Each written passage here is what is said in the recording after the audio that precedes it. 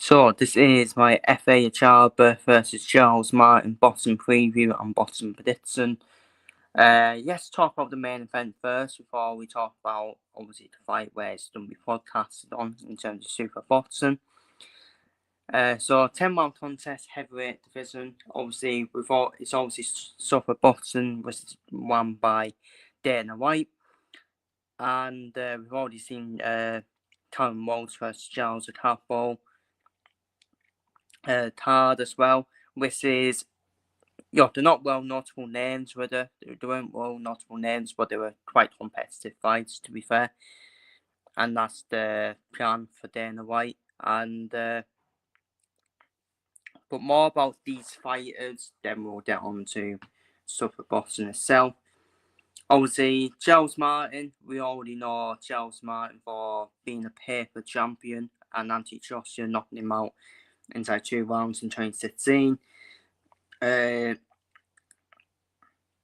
Obviously, Charles Martin has also lost to the ISO Lewis Ortiz by knockout, and he lost to Gerard Anderson on points in terms of his notable defeats.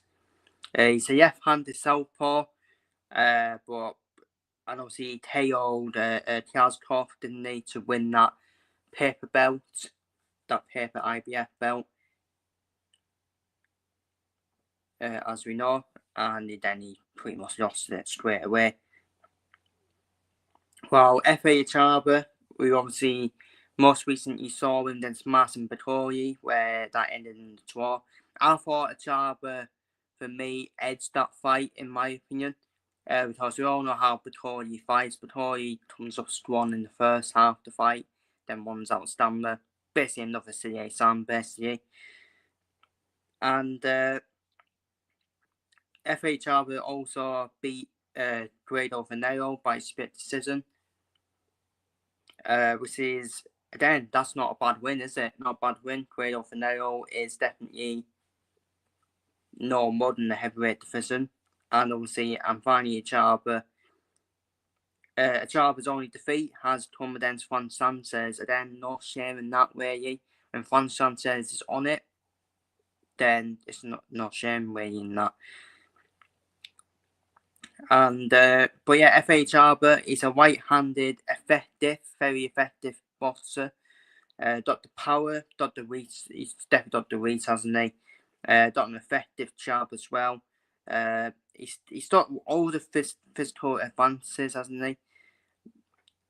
Got that technical adaptability, stamina, and work rate, which is why I thought he beat Vettori, in my opinion.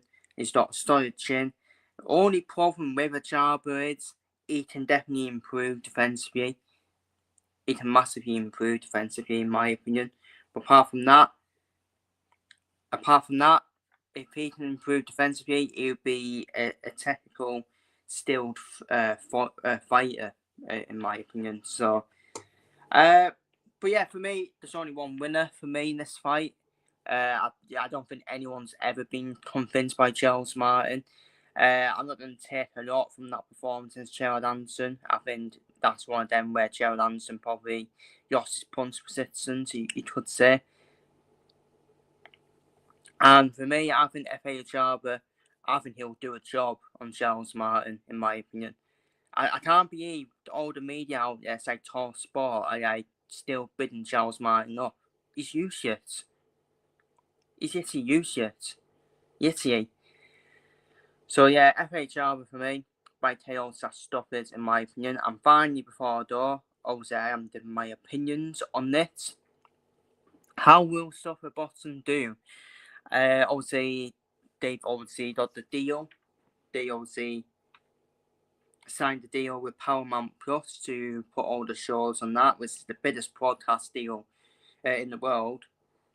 Even bigger than The Zone, for example. Obviously, they've signed Jai Opataya as well, which is a gigantic signing, isn't it? For Super Boxing. They've been linked with a move for Alexander Usyk as well.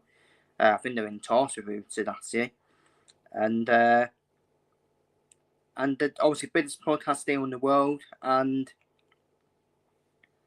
for me, their main aim is to make the best fights. with just having one belt. With just having one belt, isn't it? Even though there's been rumours about China Italian versus a Norm Italian for Noel's WBC belt, so it kind of contradicts that statement, doesn't it? About the one belt. And yes, but that's gonna be a unification fight, isn't it? So I don't know what's going on in terms of that, whether they will work with the organisations or not. And but the only problem I've got is just getting the fighters to fight the likes of China or in Super Boxing. Like trying to make the big fight, which is like over there on Paramount. And for me, when I look at it, I do like the aim though. I do like what they're trying to do, because I'm in the camp for having. I'm in the camp for just having the one belt really, because we're seeing it in boxing these days. You don't know who's really the best in their division, apart from the heavyweight division. Well, who said Mr. Usyk is straight to the belts now, hasn't he? Well, two of them anyways. But we all know Usyk is the main man in the heavyweight division. Obviously, trying to tell you in cruiserweight, even though he only has the one belt, and people will say, well, so the Ramirez got the other belt, etc., etc. So that's what it is. That's what's the debate, isn't it? Like, we're still on the debate whether who is the best in each division, and you can decide that with just the one belt, the UFC model. Simple as that. So that's what I'm all for. I want that to happen. To be honest with you. So, but we'll see how it does. We'll see how it does. But Dana White is no mud, is he? Let's be real. He's no mud. He done well in the UFC, then, didn't he? And even though I don't watch UFC, but I know he did a pretty good job in the UFC. And but yes, be real. He'll do better than Ben Shalom. Anyways, we all know that. We all know he'll do better than Ben Shalom. That's just a car crossover boxer. Just be real about it. So, but yeah, very intrigued. I am intrigued to see how it does. To be honest with you, and they're already making statement signs, aren't they? Like Chai Pataya. So they're not there to mess about. Not there to mess about, really. So, but yeah. Feel free to leave your thoughts on. Feel free to leave your prediction for the FHR versus Charles Martin fight, and feel free to leave your thoughts down below on Super Boxing itself. How do you think it will do? Feel free to leave your thoughts in the comments down below in the comments, and I will see you on the next one.